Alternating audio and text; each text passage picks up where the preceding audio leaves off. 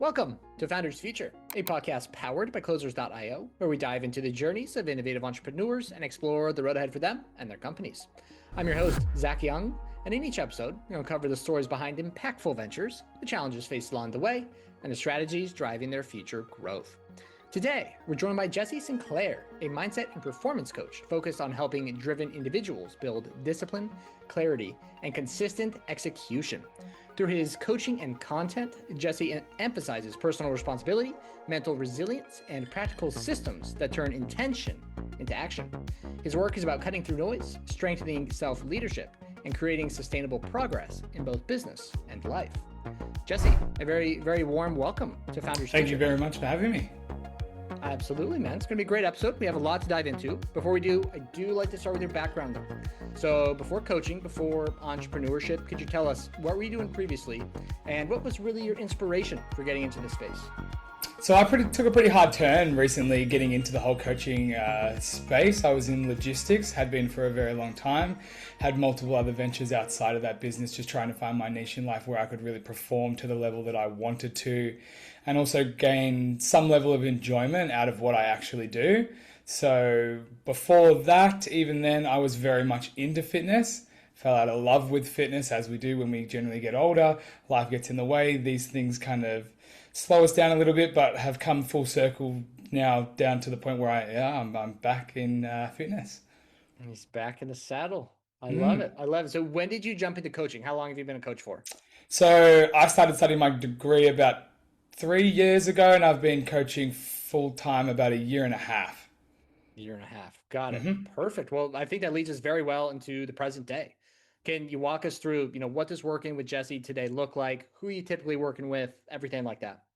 So the two main frameworks that I do right now is currently in-person coaching and then online coaching as well. So an in-person coaching session really means that you are local to my area, available to hit the gym that I work at. And then we do in-person coaching sessions surrounding fat loss, strength gain, mindset, diet, nutrition, those kind of things. And then I also deliver a very similar outcome on an online basis to a much larger, broader audience. Got it. Okay. So mix of in-person, online. What would you say is the split between in-person and online right now? I'm pretty much probably about 70% in-person, 30% online. But I'm looking to shift that split vice versa if I can in the near future.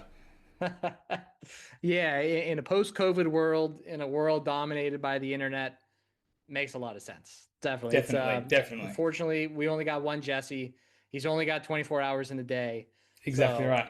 Yeah, he could definitely build a bigger business online. That's for exactly sure. right. Exactly right.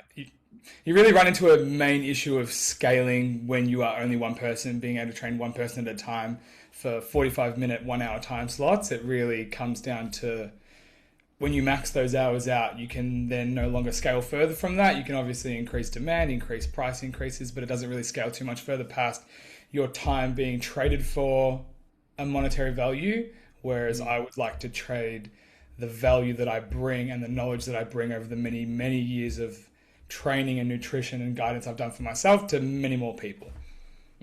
Absolutely. Absolutely.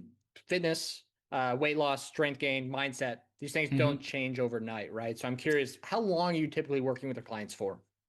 So I've had clients that started with me on day one and they've been with me for a year and a half. And then I have clients that stick around for maybe 12 weeks at a time. It really depends on where they're at in their life, how much sacrifice they can make with their current life to give towards their fitness goals, what their fitness goals are specifically, and a timeline horizon of how long it would take for them to realistically reach that goal.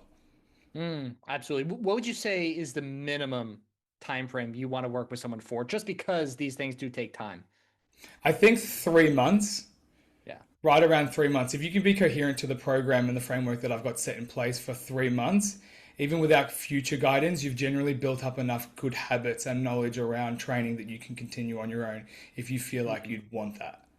Yeah. I think that's the thing I love about coaching as well, is there is a point most of the time where it'll end. Yes. And if you had a good coach, you'll be able to continue on your own. Right. So if you're not doing that and your clients can't finish without you at some point, Are you really coaching? What are you doing? It's literally what I tell all of my clients in my consultation meetings in the beginning. I'm like, I don't want to be your lifetime coach if you don't want me to be. Yes, I am a great avenue and a great tool for accountability, structure, progression, but I'm here to teach you things that you can carry through the rest of your life and principles that will get you to where you want to be and help you maintain that along the way. Yeah, absolutely. Look into the back end of the business for a second. Let's say the in-person and the online. How are people currently finding you to work with you? Nothing but positive feedback. Oh, no, my bad. When I say, I mean marketing wise. Like, how are Oh, they marketing finding wise? Jesse? Yeah, to work with you. So you've got lead gen through the gym, obviously, as an in-person. When we have sign up new members, they come through a lead funnel and they get distributed among the PTs inside of the gym. But then outside of that, I also run social media, Instagram, YouTube, TikTok coming soon. Looking to get into a LinkedIn as well, but also those type of platforms that they can find me in an organic base where I share knowledge-based content to give you a little bit of a taste of what I am like as a person and as a coach. And then it kind of lets people understand the personality that I have, the type of coaching that I do, and if they want to kind of dive in deeper, they have that opportunity. And they feel like they kind of already know me, depending how long they've been following along for. Yeah, that's the power of organic content, right? If you Yes. can essentially warm people up once they come to you for that discovery call, consultation call, whatever it is, much easier to turn them into a paying client. That's for Yes. sure. It Yes. seems like post COVID, everyone and possibly their mother became fitness coaches. So I'm curious, how are you going about standing out from the crowd in this crowded space? So you'll constantly hear people in the space say that fitness coaching is oversaturated. Mm-hmm. I strongly disagree. Hmm. I think the ones that are doing it well are really thriving, especially the way that the industry is going at the moment. Fitness has only grown exponentially, especially since COVID. People are taking their fitness a lot more seriously and understand that the way that they do things in their life and how generally fit they are will have a direct outcome to their well-being of life.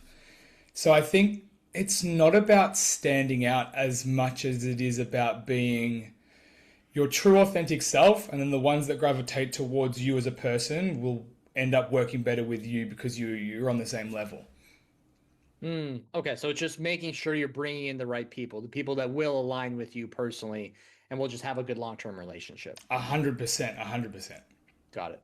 Okay. We talked about social media a little bit. You said you're on most platforms, LinkedIn and TikTok, excuse me, coming soon. I'm curious, what is your favorite platform currently and why? I would say Instagram. Instagram short form content for a while has been my number one go to, but I am starting to venture out into long form content on YouTube. I've recently come across the rule of 7 hours. So if someone has any kind of inkling to want to work with you, it generally takes about 7 hours of content for them to make up their mind whether they do or they don't want to work with you. When you're posting reels that are 30 seconds to 45 seconds long, it's a lot of content to build up that 7 hours.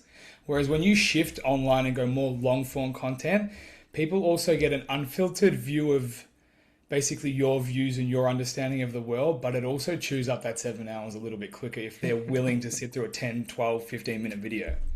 Yeah, absolutely.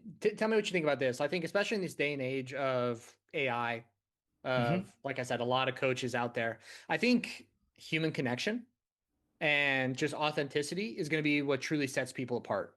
Right. So, yeah, if you can vlog your life 15, 20 minutes and people, man, Jesse does this, I do this too, things like that. Is that kind of the goal as well, to really just build that one-to-one human connection, obviously without having to be with each other directly? 100%. Just letting people understand that as coaches, especially in short form content, a lot of us come off as clean eaters, constantly training, unmatched levels of discipline, when that simply isn't true. It's not the case. We're regular humans just like everybody else. Sometimes we don't want to train. Sometimes we'll hit a drive-through and get a little bit of fast food. Sometimes, the discipline's not quite there. And I think understanding the bridge between a client and the trainer isn't as wide as sometimes they think it may be is it's a really strong tool. It's a really strong tool. Definitely. So the short form content, let's say on Instagram, you said you're doing that for a while.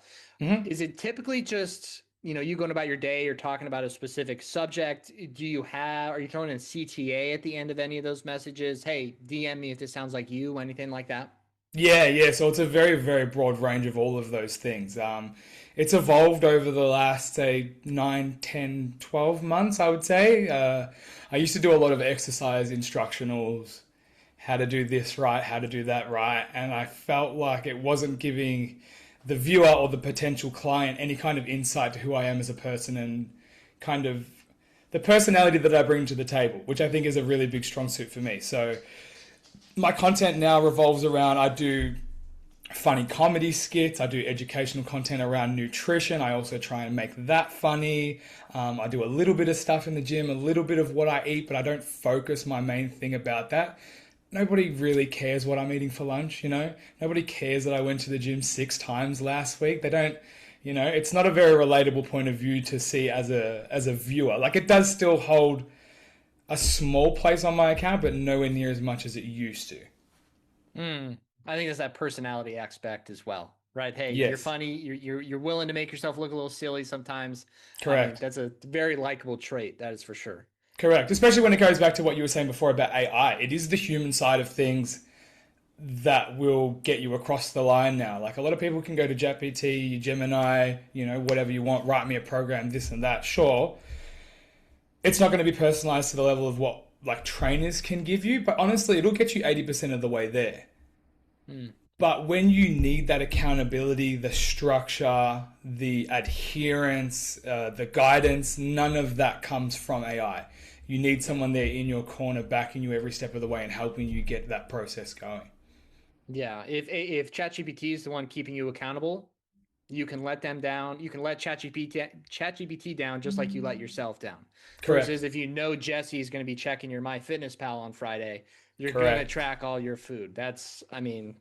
Yes, and if you don't, you're going to be getting questions for it, and I'm going to want good answers, Yeah, that's why ChatGPT is not going to do that. So that's why we need Jesse. That's why we need Exactly. a good coach. Absolutely. I'm very curious. Do you have any, I don't want to say fitness inspirations, but I feel like we're around the same age. We grew up in maybe the world of Christian Guzman on YouTube and people like that. Do you have any people, have kind of inspired you for getting this going? I do have a lot of people that inspire me to kind of do what I do. I think the biggest one that I'm on at the moment is a UK guy that currently lives in Australia, goes by the name of James Smith. Not sure if you've heard of him, but kind of really down to earth, very heavy on the banter side, very heavy on the personality side. He ran a very successful PT business, 3 times bestseller. Currently is in charge of like probably the biggest, or if not one of the couple of biggest training platforms out here at the moment. But has recently moved into business coaching and that side of the platform now that he doesn't really personal train anymore. But I think he gives me a lot of inspiration and has been a big influence as to why I've shifted my social media strategy to display the person that I am rather than just the things that I know. I think it's very important. If he's doing business coaching, you should work with him. He is. I have been contemplating it for a while. I am past my 7 hours with him, but yes. Nice, man. Very cool. A lot of good things in the future. Speaking of the future, 2026, slowly but also very quickly creeping up on us. I'm curious, you got any goals for yourself in the business, let's say for next year you're looking to achieve? Well, first and foremost, the front of the mind is Jan 1. There's a lot of, we have a bit of like our business is very seasonal. Sometimes we're very busy, but as soon as Jan 1 ticks over, we're pretty much flat out for a good couple of months. So it's going to be just taking that in my stride and managing that the best as I can. Nice. Further than that, creating better systems and processes to get more clients online, I think is going to be the big shift and the big focus for 2026. Like I said, I'm currently 70% in person, 30% online. I want to make that switch so we can go back around the other way. If I can wake up at 4:30 in the morning, be done in my gym by 10, 11 o'clock, and then I can service all my online clients later throughout the day, that's going to be the major focus for me, just from a scaling point of view and a business point of view. It's going to be much more manageable that way, and I'm not stretched for time like I am currently. Yeah, scaling's a great goal. That is for sure. Jesse, where can the listeners find you? Where can they connect with you online? Online, find me at It's Jesse Sinclair on both YouTube and Instagram. Reach out and send me a message if you've got any questions about fitness. I love to interact with all of my followers and just give them any kind of free advice that I can. But those are the two big ones at the moment.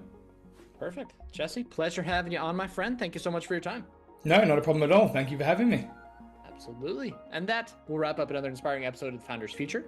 To our listeners, if you enjoyed this episode, make sure to go and connect with Jesse on all of his social media. All those links will be in the show notes and description down below. And if you are a business owner, specifically a coach, consultant, or agency owner, and you're looking to scale your business, and you really want to enhance your sales and marketing efforts, visit closers.io to hop on a call with our team and discover how we went from 0 to 30 million per year in less than 3 years. Until then, keep on climbing.